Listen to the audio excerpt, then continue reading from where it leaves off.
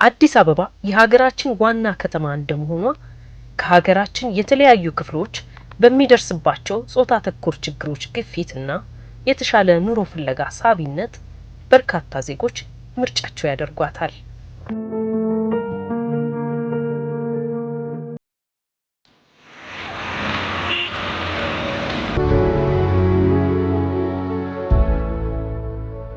ሀያቴ ናት ያሳደገችኝ። ለካ 10 አመት ሲሞላኝ እዚህ አዲስ አበባ መጣሁ። ከእናቴ ጋር ማለት መኖር ጀመርን እና የኔ አባትና የወንድሜ አባት አንድ አልነበረምና እንጀራ አባቴ ጫና ስለሚያደርግብኝ ብዙ ጊዜ ከእናቴ ጋር አልስማማም።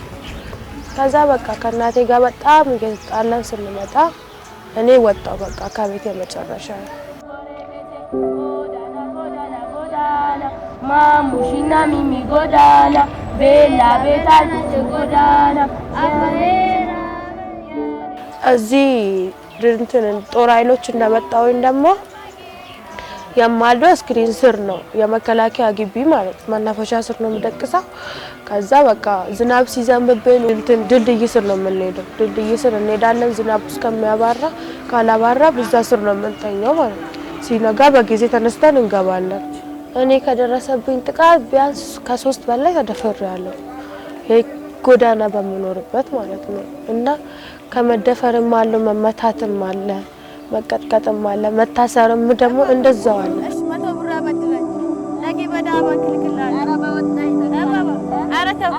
ተስፋ በመቁረጥ ደግሞ ሱስ ውስጥ ነው የሚገባው። ተስፋ ሰው ሲቆርጥ ነው የማውቀው ነገር። እኔ አሁን ቤቱኝ ድሮ ሰው ሲጋራ ሲያጨስ ጫት ሲቅም መጠጥ ሲጠጣ አፍንጫዬን ነበር እጄም አልፈ በጣም ያመኝ ነበር። ግን አሁን ከነዛ ሰዎች በልጬ ነው የተገኘው በሱስ ማለት ነው። እየቀለድን ነው የምንገባው ሱስ ውስጥ ሲገባ።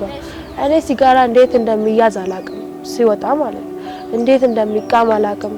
ግን አሁን በቃ ፍየል ነው እንኩት ከቅጠል ስር አልወጣም ነበር። ግን እኔ በህይወቴ የምጣላው በጣም ሱስ በጣም ነው የምጣላው። ሱስ በጣም የሚያስጠላ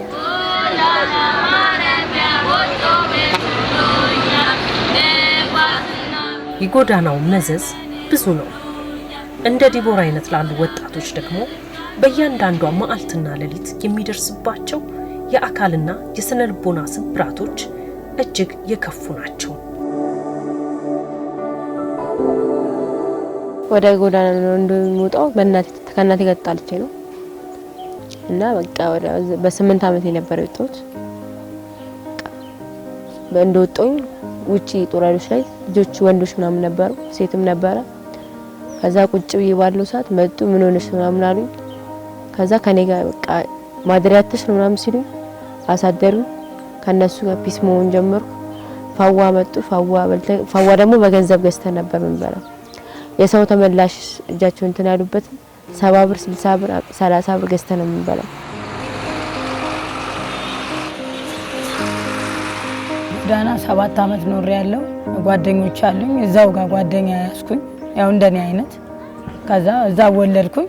አሁንም ያው እዛው ፌስታል ቤት ነው ልጄን ማሳደጋት። ልጅ አሁን 10 አመቷ ነው። ወደ ሱስ ውስጥ ገባሁኝ። እቅማለሁ፣ መጠጦች እጠጣለሁ። ምንም መጠጥ አልመርጥም። ያገኘሁትን እጠጣለሁ። ብገዛም ሰውን ቢገዛልኝም እጠጣለሁ።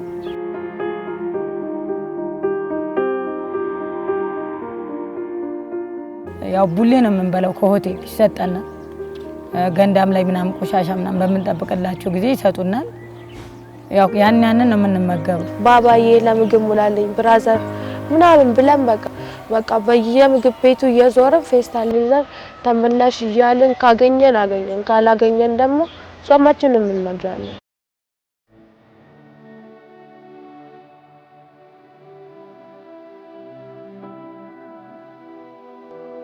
በ2014 ዓመተ ምህረት የቢሮአችን በኮተቤ ዩኒቨርሲቲ ያስጠናውን ጥናት መነሻ አድርገን እንኳን ዳታዎችን ስናይ በብዛት አዲስ አበባ ላይ ወደ ጎዳና የሚወጡ ሴቶች እንደዚህም ደግሞ ወደ ወሲብ ንግድ የሚሰማሩ ሴቶች መነሻ የሚባል ምክንያት አላቸው። አንዱ የቤተሰብ መፍረስ ችግር ነው።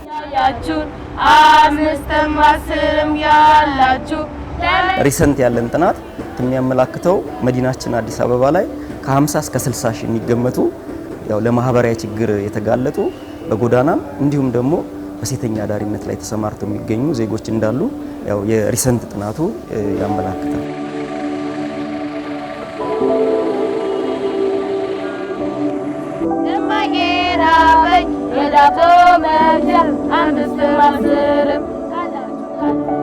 ተማሪ ሳይ በቃ የሌለ ነው የሚቆጨኝ፣ በጣም ይቆጨኝ። ልጄ ለኔ ትልቅ ተስፋዬ ነች እና ትመክረኛለች። እማ ከዚህ ነገር ሁሉ ብትወጪ እኮ ደስ ይላል፣ እኔ ተምሬ አሁን ፓይለት ሆናለሁ ስትለኝ ደስተኛ ነኝ። ደግሞ እኔ ማለት የተሻለ ነገር ውስጥ ገብቼ ብታይኝ ደግሞ ምን ያህል ደስተኛ እንደምትሆን እኔ እንጃ። መለወጥ ፈልጋለሁ፣ ራሴን መለወጥ ፈልጋለሁ፣ ቤተሰቦቼን ማስደሰት ፈልጋለሁ።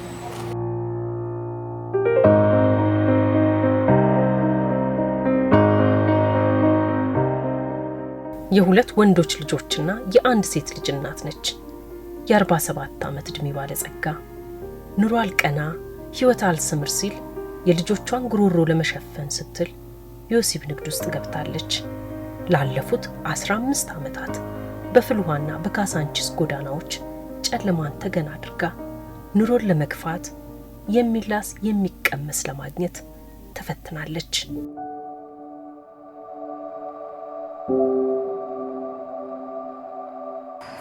ወደዚህ ስራ የገባሁትኝ አንደኛ ነገር የኑሮ ነገር ሆኖ ምንም ነገር የለም፣ ከእጅ ወዳፍ የሆነ ኑሮ ነው። በቃ በየቤቱ ልብስ ሳጥ ምንም የማይሳካልኝ ነገር ነው። በቃ አጋጣሚ እንደዚህ በቃ ሲቸግረኝ አይታ አንዷ እንደዚህ አይነት ነገር ብትሰሪ ግን ይቅርታ ልጠይቅሽ ነቀር አይልሽም አለች። አይለኝማ ምንድነው ንገሪኝ አልኳት። ለልጆች ስትይ ከ3 ሰዓት በኋላ እንወጣለን፣ ለሊት ሰው እንደተኛ እንገባለን አለች። እሺ አልኳት።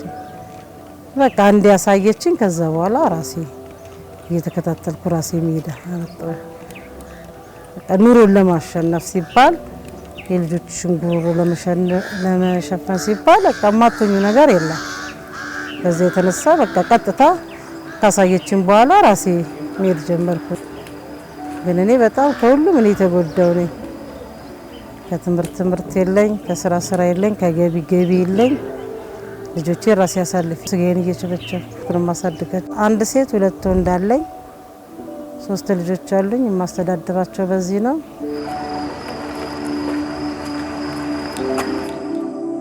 ሁሌም ልጆቿን ተሰናብታ ማታ ለቢዝነስ ስትሄድ ከልጆቿ የሚቀርብላትን የት ነው የምትሰሪው፣ የት ነው የምትሄጂው ለሚለው ጥያቄ ማታ ማታ የሚሄደው ዳቦ ልጋግር ነው፣ የዳቦ ቤት ሰራተኛ ነኝ ነበር መልሷ። ከዚህ ስወጣ ኩሽና መስዬ እወጣለሁ። ቢጃሜ ለብሼ ምናምን ብስቁልቁል በፊስታል የምለብሰው ልብስ ጫማ ይዤ ጉል አልኳልም በፊት ለፊታቸው ነው። ዝም ብዬ ነው ብስቁልቁል እያልኩኝ የምወጣው። እዛ ስወጣ እዛ ፌርማታ ሰርቆጭ ብዬ ነው የምለባብስ። ለምን እንዳይሰማቸው እያልኩኝ ነገ ታዳጊዎች ናቸው፣ እናታችን እንዲሆን አሳደገችን እንዳይሉ በቃ ለነሱ ስለ ራሴን ሸፍኜ ነው የምኖረው። እነሱ ይብሉ ይጠጡ ይማሩልኝ ብዬ ለአመት ባል እንደነገ ሲሆን እንደ ዛሬ ትወጫለሽ ለልጆቼ እስኪ ስጋ ገዝቼ ያበላለሁ፣ እስኪ ራሳቸውን እንኳን የሆነ ቡቱት መቀይራለሁ ስትይ ትወጭና ይመጣል አፍታም ይመጣና ያለ ኮንዶም ላርግሽና እንደዚህ ልስጥሽ ይላል። ሌላ ይመጣል በቃ እኔና አንቺ ከተስማማን ደህና ብር ሰጥሻለሁ፣ ዋናው መስማማታችን ነው ብሎ አልጋ ክፍል ይዞሽ ይገባል። ከገባ በኋላ ይቀየርብሻል። ከየትና ከየት ጨለማን አቋርጣሽ ከውሻና ከጅብ ጋር እንትን ብለሽ ትመጫለሽ። የልጆችሽ አምላክ ንጹህ ስለሆንሽ እነሱ የንጹህ አምላክ ይዞሽ ይመጣል። ስንት ጓደኞቼ ነው አሁን ብነግርሽ 12 ምናምን ነበር ንዛፍል ዋጋ የምንቆመው። አሁን ያለነው 4 ነን። 4ታችንም ከሌ ያለልሽም 4 ነን ከኔ ጋር ያለነው እየሄዱ የማይመለሱ ነው።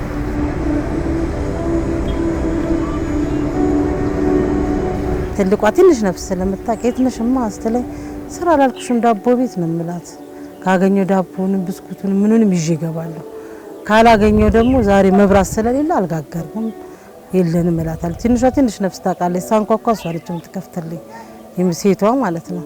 በቃ ስለዛ እንደዚህ በማለት ልጆችን እያታለልኩ እኖራለሁ። ትልልቆቹ ትንሽ ሊታገሱኝ ይችላሉ። ትንሹ ግን ማዬ 10 ነው ማዬ 10 ነው ምግብን የሚጠይቀኝ።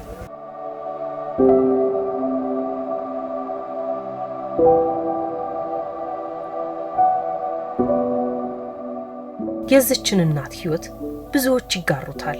በተለያዩ መንገዶች የዕለት ጉርሳቸውን ለማሟላት ላስቲክ ለብሰው ድንጋይ ተንተርሰው የሚያድሩ፣ መሰረታዊ ፍላጎታቸውን ለልጆቻቸው ለማሟላት በወሲብ ንግድ የተሰማሩ እናቶችና እህቶች ላይ የሚደርሰው አካላዊ ጥቃቶችና እክሎች ማህበራዊና ስነ ልቦናዊ ጫናቸው ሰፊ ነው። ማጽን ያቃጠለኛል፣ ይለበልብኝ፣ ሽንቴ ሲሻና በጣም ያመኝ ነበር። ከዛ እንደፈረብ የጤና ጣቢያ ሄድኩኝ። ጤና ጣቢያ ሲሄድ ኢንፌክሽን አሉ። ኢንፌክሽኑን እየተከታተልኩኝ ደግሞ የኩላሊት ኢንፌክሽን መጣብሽ ተባልኩ። እሱን እየተከታተልኩኝ በቃ አሁን በደንብ አርገሽ ተከታታይ እያሉ መድኃኒት እየወሰድኩኝ አሁን ደህና ነኝ። አሁን ደግሞ ሰሞኑ ኢንፌክሽኑ ተነስቶብኛል። በ17 ዓመቴ ያገባው በ18 ዓመቴ ወለድኩኝ። የ5 ዓመት ልጅ አለች እና ከባለቤቴ ጋር ልጄ የ2 ዓመት ልጅ ሆና ነው ትቷት ሄደ፣ ወደ ጦርነት ማለት ነው። ከሄደ በኋላ ከሄደ 3 ዓመት ሆኖታል። እሱ ከሄደ ምንም አንዴ ደወለልኝ። ከዛ በኋላ የቲኑር አላውቅም። ባሌ ጥሎኝ ሲሄድ የቤት ክራይ አለ። መጀመሪያ ልብስ አጠባ ጀመርኩኝ። በየሰው ቤት እየዞርኩኝ ልብስ አጠባ 800 ብር ነበር የቤት ክራይ የምከፍለው። ከዛን ቅርብ ጊዜ ሴትይቷ በአንዴ 1200 ጨምራ 2000 ብር አደረገችብኝ። ምንም አማራጭ የለኝም። ልብስ አጠባውም ጠፋ፣ አየር የለም። ቢዝነስ ጀመርኩ። አማራጭ ሳጣ ልጄ መማር አለባት፣ መልበስ አለባት። የቤት ክራይን እኔን ልጄን የሚችል ገንዘብ የለኝም። እቲ አማራጭ ይሁን አንዴ ፒያሳ፣ አንዴ ጦር ኃይሎች፣ መገናኛ፣ የትም አይቀረኝ። ፖሊስ ጋር እየተሯሯጥ ነው የምሰራው። ምንም የምታውቀው ነገር የላትም። ብቻ ሰውጣ ማየ የት ነው የምትሄጂ ሲመሽ ትለኛለች። ማየ ለምን ሁሌ ትሄጃለሽ? እና አንዳንዴ ሳቅቅና እንባዬ መጥቶ ከዛ ንቀራለሁ። ከኔ ልጄ ምንድን ነው የምትማረው ነገር ጭንቅላቷ በዚህ ካደጋ አንዳንዴ አለቅሳለሁ ተሰምቶኝ ማለት ነው። ቡና ቤት እየሰራው ደፈሩኝ። በማል በቃ ልጅ መጣ። ከዛ በጣም አዘኑ። እንዴት ይሆናል ልጄ ንጹህ ናት። ከዛ ወላ እኔ ደግሞ ታማሚ ሆኜ ነው ኤችአይቪ ታማሚ። ግማሹ ከሚሰጥሽ የማይሰጥሽ ይበልጣል። ይዘውሽ ሄዶ አስፈራርቶ ያለሽን የሚቀበልሽ ይበልጣል። በይበልጥ ደግሞ ጉዳታችን እዚህ ላይ ነው። ሰው መስሎ ይመጣል መኪና ይዞ ተከራይቶ ምኑን አጣቂም ትሄጃለሽ። ያለሽን ይለቅምሻትን ተቀብሎ ባዶሽን ቀጥቅጦ በጩቤ ያስፈራሩሻል። ትመጫለሽ። በብዛት እንደዚህ አይነት ህይወት ስኖር እኔ ብዙ መከራ ነው ያየሁት። እውነት እኔ እንዲህ የደረሰብኝ መከራ ማንም አይደርስበት። እውነት እኔ ያየሁት መከራ የማንም እንትን አይል። ህይወት ዘመኔ ስቃይ ነኝ። ከጻነናቴ የሰው ደስታ አቻራቀም ደስታዬ መከራዬ ነው። ሁሌ መቼ ያልፈለኛል ብዬ ነው ሁሌ ያወራሁት። ለልጆቼ እንደ ሰው ተራቅጠው ተምረው ገብተው በልተው ጠጥተው ከሰው ጋር እንደ ልባቸው ተጫውተው አይቼ ዛሬ ነገ በሞት አይቆጨኝም።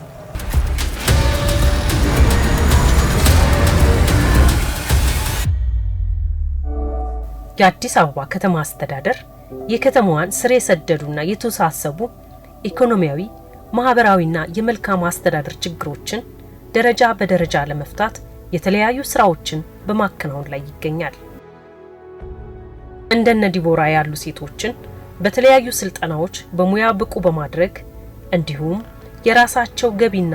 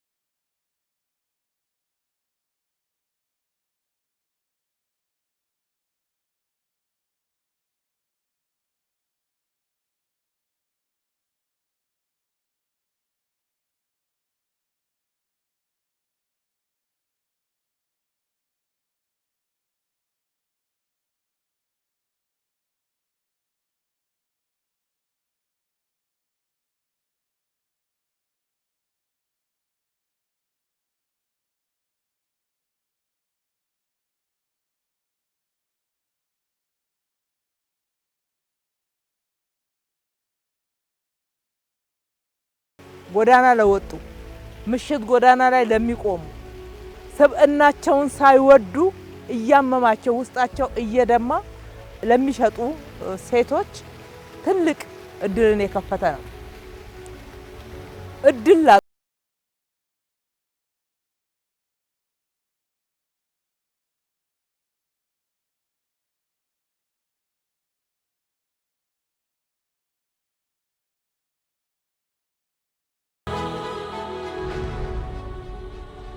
ይሄ ሐውልት በዋናነት የሴቶችን ጫናም ያሳያል። ሴቶች እናቶች ናቸው። እንደምንመለከተው በሆዷ ተሸክማለች። የምታሳድገው ሕፃን አለ። እንደገና ደግሞ ያዘለችው ሕፃን አለ። የስራ ጫና አለ። ቤተሰብ መምራት አለ። ቤተሰብ አጠቃላይ ልጆችን አንጾ ማሳደግና ማስተዳደር አለ። እንደዛም ሆኖ እጅግ ሩቅ ትመለከታለች።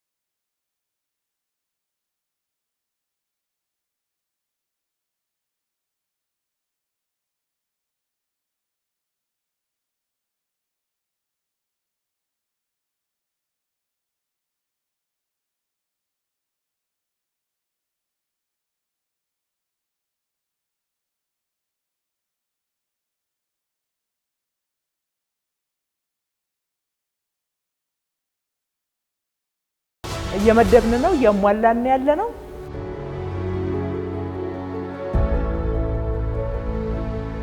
እዛኛው ፊታችን ላይ የምናየው ብሎክ የሚይዘው የከተማ ግብርና የአረንጓዴ ልማት ስራ ስልጠና፣ የኤሌክትሪክ የቧንቧ ስራ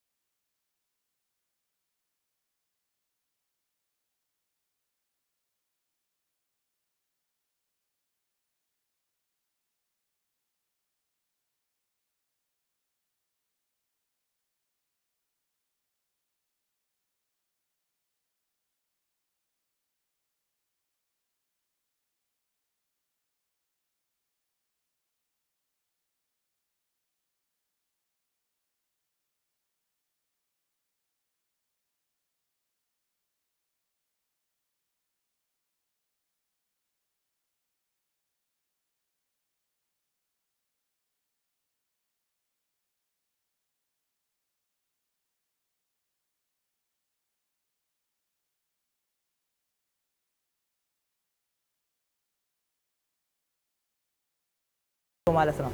ስለዚህ ትንሽ ስልጠና ደግሞ ስንጨምርላቸው እንዴት ጥሩ እናቶች እንደሚሆኑና ህፃናትን መንከባከብ እንደሚችሉ ጥያቄ የለው። በዚህ ደረጃ የህፃናት አጠቃላይ እንክብካቤንና ማሳደግን ስልጠና እንሰጣለን።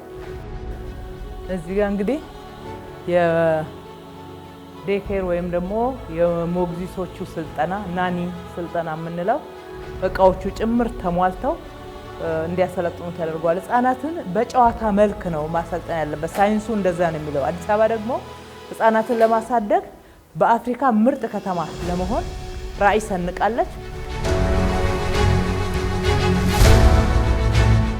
ማሰልጠን ብቻ ሳይሆን ህፃናትን ይዘው የሚመጡ ሰራተኞች ስላሉን እዚህ እንደምንመለከተው አሁን እዚህ ግቢ ውስጥ እያገለገሉ ያሉ ሰራተኞች ልጆቻቸውን ማምጣት ጀምረዋል። ነርሶች ተዘጋጅተውላቸው በደንብ ህፃናት ማቆየት የሚቻልበት ነው። የከስተመር ሰርቪስ ወይም ደግሞ ደንበኞች አያያዝ እና የመስተንግዶ ሆቴል መስተንግዶ እና የምግብ ዝግጅት አገልግሎትን የምናሰለጥንበት ነው።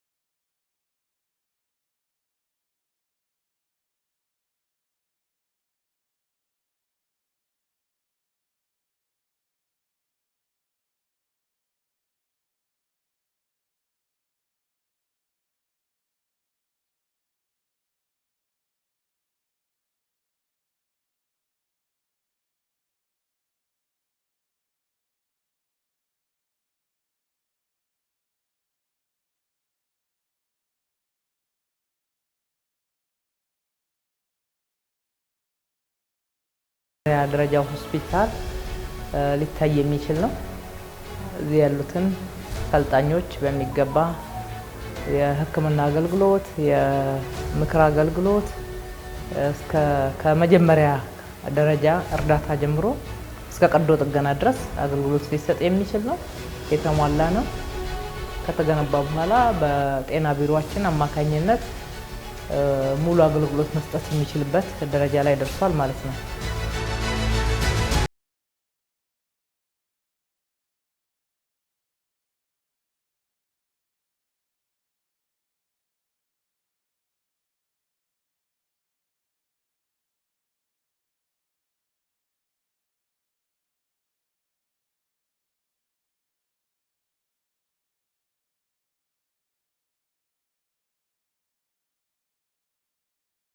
ማስገኛ ጭምር እንዲሆን ለማዕከሉ ወደፊት ለማህበረሰቡ ጭምር ክፍት አድርገን ተጨማሪ አገልግሎት ልንሰጥ የምንችልበትን እድል ታሳቢ ባደረገ መንገድ ነው የተዘጋጀው።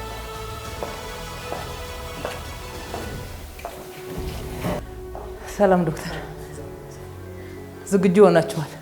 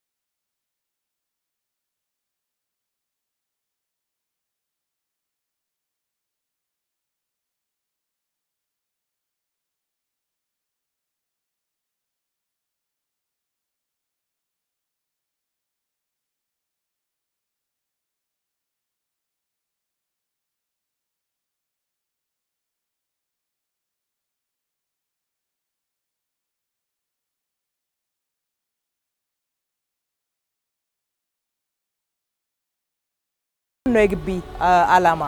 እዚህ እንደምናየው ሰልጣኞቹ የስፖርታዊ እንቅስቃሴ 3 በ1 የሆነ እጅግ በጣም የሚያምር የስፖርት ሜዳ ተዘጋጅቶላቸዋል። አሁን የምናያቸው መጀመሪያ ዙር ላይ አሁን እየተቀበልናቸው ያለናቸው ሰልጣኞች ስፖርታዊ እንቅስቃሴ እያደረጉ ነበረ። ጧት ማለዳ ላይ ስመጣ እኔም ከነሱ ጋራ ይሄንን እንቅስቃሴ አድርጌያለሁ። እዚህ ጋር አሁን ኳስ እየተጫወቱ ነው። ግማሾቹ ደግሞ የጂም ክፍል ውስጥ ነው። 2 ጂም አለን። እዚህ ውጪ ላይ ደግሞ ሜዳ አለን ማለት ነው። ጧት ሲነሱ ቢያንስ በአንዱ የስፖርት እንቅስቃሴ መሳተፍ ግዴታ ነው። ምክንያቱም በአካል ብቁ መሆን መቻል አለባቸው፣ በአእምሮ ብቁ መሆን መቻል አለባቸው። አእምሯቸው ዝግጁ የሆነ ኢሞሽናል ኢንተለጀንሲያቸው ጠንካራ መሆን መቻል አለበት። የምክር አገልግሎት ይሰጣቸዋል፣ የሕክምና አገልግሎት ያገኛሉ። ማንኛውም ጤናቸው የተረጋገጠ እንዲሆን የምግብ አገልግሎታቸው በጥሩ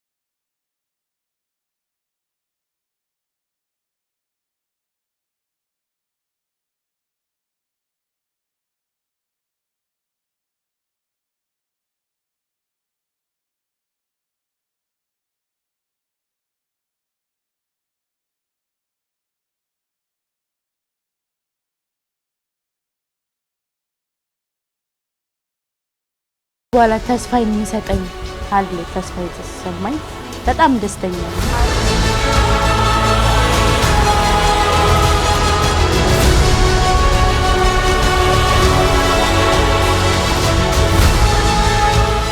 በጣም ደስ ባለ ሁኔታ በተስተካከለ በጣም በእንክብካቤ የተቀበሉ 2 ደቂቃ አልቆምንም ከመኪና እንደወረድን በጣም ደስ ብሎኛል። እኔ በበኩሌ እኔ እንጃ ልገልጽ ናውራውን በስማ እንኳን እኔ አብረውኛል ልጆቼ በጣም ደስ ብሏቸዋል። ዱባይ አውሮፓ ያለን የመሰለ ነው። በጣም ነው ደስ የሚለው ከነበር አሁን በፊት ከተቀመጠበት ከማቆያው መተን ደግሞ ወደዚህ ስንመጣ በጣም ይለያል። በጣም ደስ ይላል። በፍቅር ነው ሁሉም ያረጉልን። እኔ ይሄንን እንዲህ ነው ማለት በጣም ይከብደኛል። አይቼው ማራቅ ነገር ነው በህይወቴ የምን ህይወቴ ሁሉ በመከራ ነው በስቃይ ነው ዘመኔ ሁሉ በስተቤት በምን ከዛሬ ግን ይሄንን እድል ማግኘት በጣም ደስ የሚያለኝ ገነት የገባው ነው መሰለኝ። ጀነት የገባው ነው ይሄንን ህይወታቸው አላቅ ባለውበት ሁኔታና ይሄንን ህይወት ሳይ ዛሬ ነገ ብሞት ደስተኛ ነኝ። እኔ ዛሬ አይቼው ህይወቴን በጣም መለውጠው እላለሁ። ይሄንን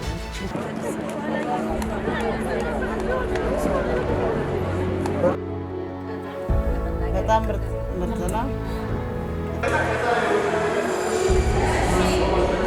እኔ የምለው ከዚህ ውስጥ ለመውጣት ከመጠጥ ከምንም ራሴን ለመለወጥ በቃ ከሱስ ለመውጣት ፈቃደኛ ነኝ። ከዚህ በኋላ ውስጥ እንደማልመለስ ጉዳይ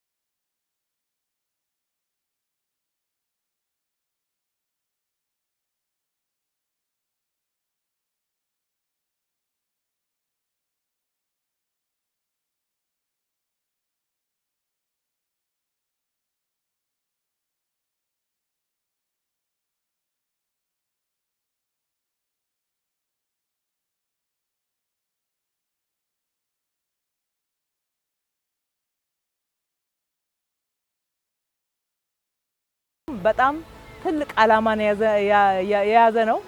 ይሄ ያነገበውን ዓላማ ከግብ ለማድረስ ብዙ ዝግጅቶች ተዘዋውረን እንደተመለከትነው አድርገናል። ይሄንን ውጤታማ ለማድረግ በትጋት እንሰራለን። ራሱን የቻለ ህጋዊ ሰውነት ኖሮት ከየትኛውም ተጽዕኖ እና ጣልቃ ገብነት ነፃ ሆኖ እነኚህ ሴቶች ማብቃት ላይ ትኩረት አድርጎ እንዲሰራ በባህሪም በክህሎትም ብቁ ሆነው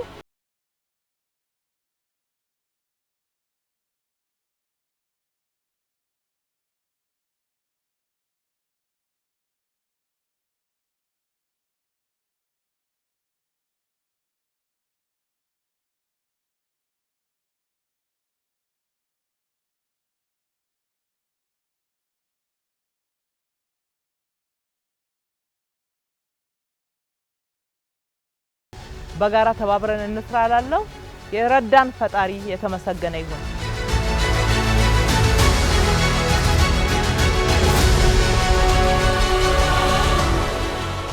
የአዲስ አበባ ሁለንተናዊ እድገቶች በእጅ የሚዳሰሱ በአይን የሚታዩ ኗሪዎቿን ማዕከል ያደረጉ ናቸው። ማህበራዊ ስብራትን የጠገኑ የዜጎችን ማህበራዊና ሰብአዊ መብት ያከበሩ ከትላንት በወረስናቸው መልካም እሴቶች የተደመሩ ችግሮችን እያቀለሉ ለነገው የተስፋ ብርሃንን ያፈነጠቁ ናቸው። የአዲስ አበባ እድገትና ለውጦች